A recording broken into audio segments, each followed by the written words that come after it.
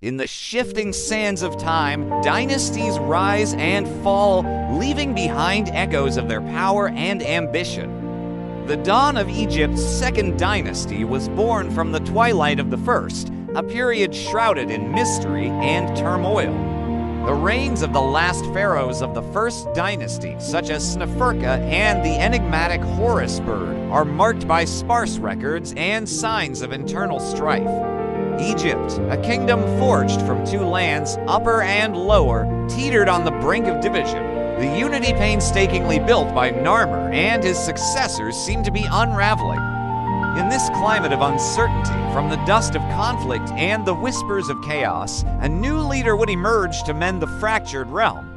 His name would not just mark the beginning of a new royal line, but would itself be a declaration of his mission, Hotepsekhemwy. His ascent to the throne is a story pieced together from fragments of stone and whispers of history. We do not know for certain his parentage or his direct link to the preceding rulers. Some theories suggest he may have been a son-in-law of the Pharaoh Ka, securing his claim through marriage. Others propose he seized power through political acumen or military might during a time of crisis.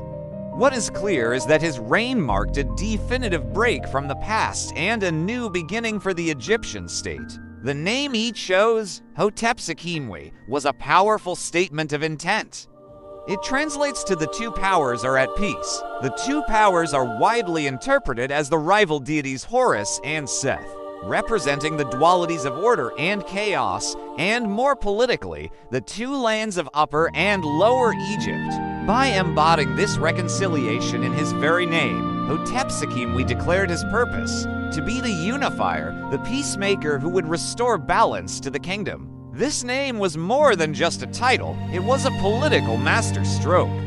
In the theology of ancient Egypt, the king was the earthly incarnation of Horus, the divine heir.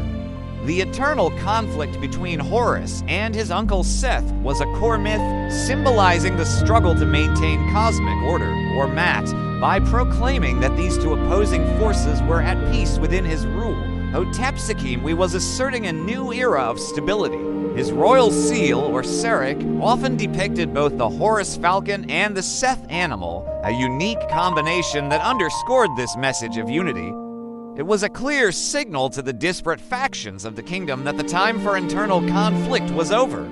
Under his authority, the duality that threatened to tear Egypt apart would instead become the foundation of its renewed strength.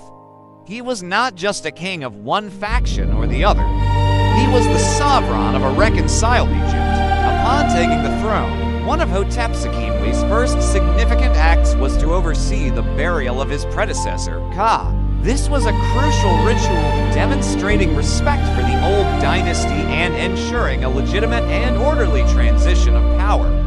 He then shifted the royal necropolis from Abydos, the traditional burial ground of the First Dynasty kings, to a new site at Saqqara, near the capital of Memphis. This move was profoundly symbolic. By establishing his tomb and the administrative center of his reign at Saqqara, he was physically and spiritually distancing his dynasty from the perceived troubles of the late First Dynasty.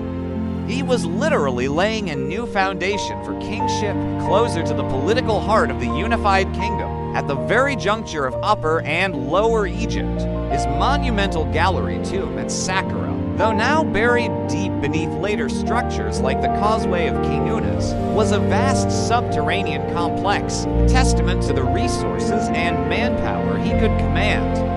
The challenges facing Hotepsekhemwy were immense. The sources from this period are notoriously scarce, giving it the name the Dark Ages of the early dynastic period.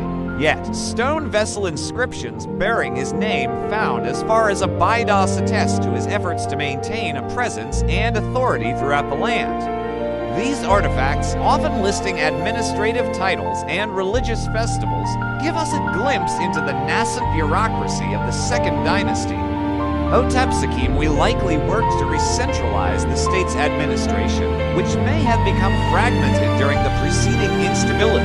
He established new royal estates and strengthened the economic foundations of the crown. One inscription mentions the creation of the statue of the gods of Hut-Kata, the ancient name for Memphis, indicating his patronage of the state cults and his role as the primary intermediary between the gods and the people. His reign was a painstaking process of rebuilding, of reasserting royal authority not just through force, but through religious devotion and administrative reform. But peace was fragile. The very name he chose hints at the deep divisions he had to overcome. The tension between Upper and Lower Egypt, a theme that would echo throughout Egyptian history, was his central political problem. While his name proclaimed peace, the reality was likely a constant balancing act. He had to appease powerful regional nobles, integrate differing local traditions, and ensure the steady flow of taxes and resources to the central government in Memphis. His choice of Saqqara for his tomb was a strategic move to cement the importance of the capital as the undisputed center of power, a fulcrum upon which the two lands could be balanced. It is believed that during his reign, a powerful earthquake or a catastrophic Nile flood may have struck, events that ancient Egyptians would have interpreted as divine displeasure, testing the pharaoh's ability to maintain Mat. Overcoming such disasters would have been essential to proving his legitimacy as the rightful ruler. His legacy is one of restoration. Hotepsekhemwy successfully navigated the treacherous political landscape he inherited, pulling Egypt back from the brink of collapse. He laid the institutional and ideological groundwork for the Second Dynasty, establishing a new royal burial ground and reaffirming the Pharaoh's role as the divine unifier of the two lands. While the specifics of his reign remain debated by Egyptologists, his impact is undeniable. He was the anchor, the point of stability from which a new chapter in Egyptian history could be written. He ruled for an estimated 17 to 30 years, a significant period of time that allowed his reforms to take root and for a sense of order to return to the Nile Valley. He was the bridge between the chaos of the past and the promise of the future. When Hotepsekhemwy died, he was buried in his vast gallery tomb at Saqqara, passing the throne to his successor, Ranab or Nebra. The peaceful transition signaled that his mission had been, at least for a time, successful. The foundation he laid was solid enough for his dynasty to continue. However, the underlying tensions between North and South, between Horus and Seth, were not vanquished forever. They were merely dormant. The story of the Second Dynasty was far from over. Future pharaohs would face their own trials, and the symbols of Horus and Seth would again become central to a dramatic struggle for the soul of Egypt, culminating in the reign of the great unifier Hotepsekhemwy. The peace Hotepsekhemwy had forged was but the first act in a longer, more complex drama of power, religion, and the eternal quest to hold the two lands as one.